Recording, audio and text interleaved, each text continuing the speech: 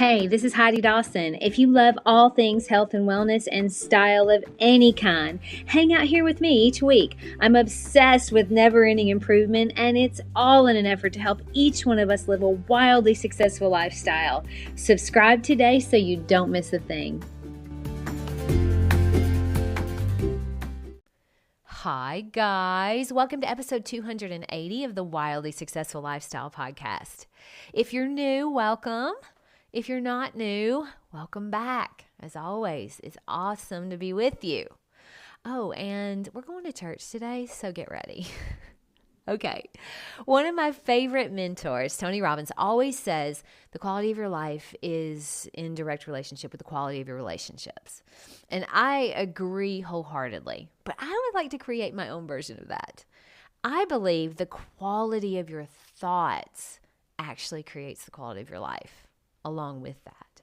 And as a life coach, I have one job, and that job is to show you your mind, to show you how your thoughts are affecting you. Now, a lot of times in my episodes, I show you my mind, and I do that because I want you to know you're not crazy. You're not losing your mind. You're human, and humans can do hard things.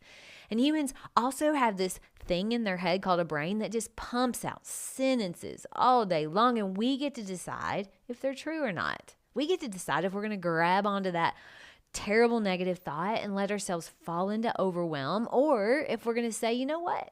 I don't have to believe that. It's just a thought and it's not true. If you leave today's episode with nothing else, that's the sentence I want you to take with you. I don't have to believe that just because my brain's giving it to me. And man, can our brains create drama for us. But you're listening to the Wildly Successful Lifestyle Podcast. So we're going to take control of that, and we're going to stop letting our minds wreak havoc on us. There are lots of reasons we can come up with for why we're beating ourselves up. But I'm focusing on two today. Now, the reason I chose these two is because I've struggled with both of them a lot. And number two, I see coaching clients struggle with these two almost every day.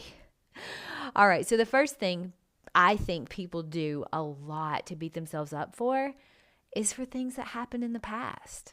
It's a big one. Now, I used to do this a lot. Maybe we made a big mistake or a few big mistakes, and now we're having to deal with the consequences. Okay, well, welcome to the world of being human. Your past doesn't have to predict your future unless you live there, unless you dwell on it, because it happened, it's done. The only place the past lives is in your mind. And I know some of you will say, well, it lives in other people's minds as well, but I got to tell you, not as much as you would think. They're more worried about their past than yours. And anyway, that's their issue, not yours. Let's not even go there. Your job is you.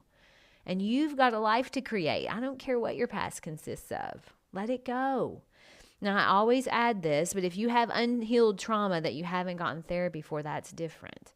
But if you're still dragging yourself through the mud because you slept with a married man 20 years ago, or you went bankrupt, or you went through a tough divorce, you cannot continue to drag that stuff forward. Beating yourself up like that is the easy thing to do, actually. It doesn't take self-discipline because it's just what your human brain sends to you. It's so easy to think that way. If you haven't noticed, it's sending you negative thoughts about yourself all day long. It's your job to notice those thoughts and use discipline by saying, you know what? That's just a thought and I don't have to believe it. Discipline allows you to say, I know who I am today and I'm not my past mistakes. That takes courage, and you have that courage inside of you. Will you let yourself find it? And look, it can be anything. Don't use your past to destroy your future, because now that you've heard this, you know you don't have to. So it'll be a choice.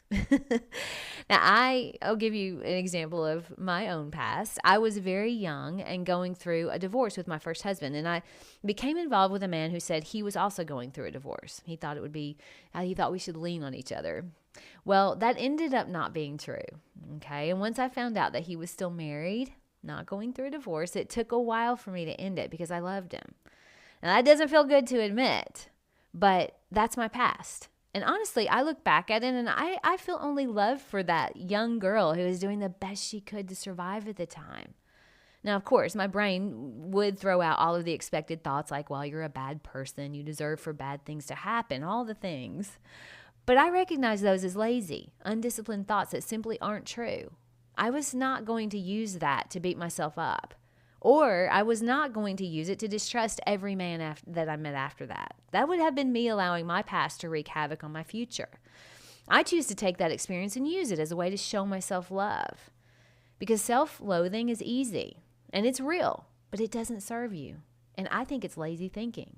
To get out of that, you have to be strong. You have to be disciplined when it comes to your thoughts. I have a question for you about this. Is there something in your past that you're using to wreak havoc on your present or your future? Really think about that and be honest with yourself, because it could be showing up in ways that you don't even realize. Recognize those self-loathing thoughts and always remember that wonderful statement that I gave you earlier. I know who I am today, and I am not my past mistakes. It's a beautiful statement. You can use it all you want. Now, the second reason we tend to beat the crap out of ourselves is because we think we should be somewhere we're not. We think we should be further along. We think we should be more successful or thinner or prettier or whatever. Insert your thing.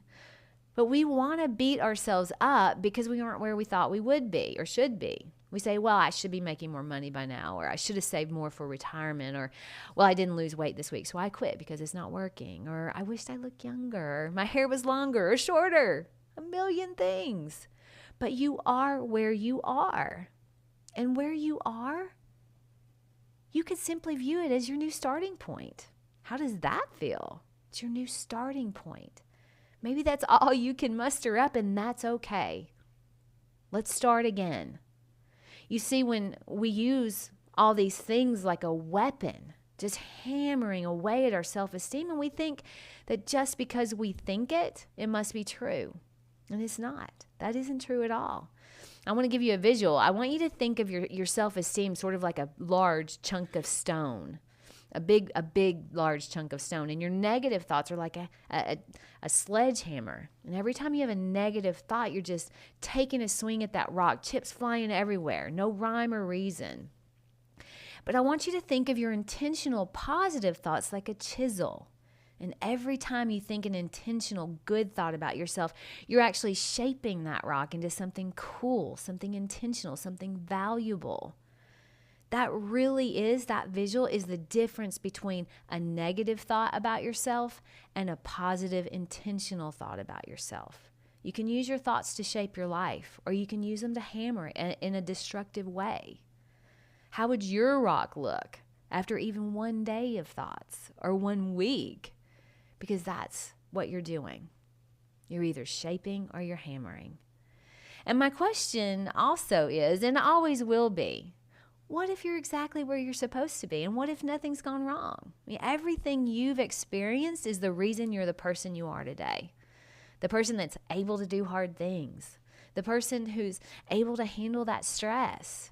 Who keeps going even when things are hard. Because like I always say, I like to say this, life is hard and then it's easy, and then it's hard and then it's easy. Maybe you're in the hard part right now. Don't make it harder by beating yourself up. 100% of us have thoughts swirling around in our head, 80% of which are negative.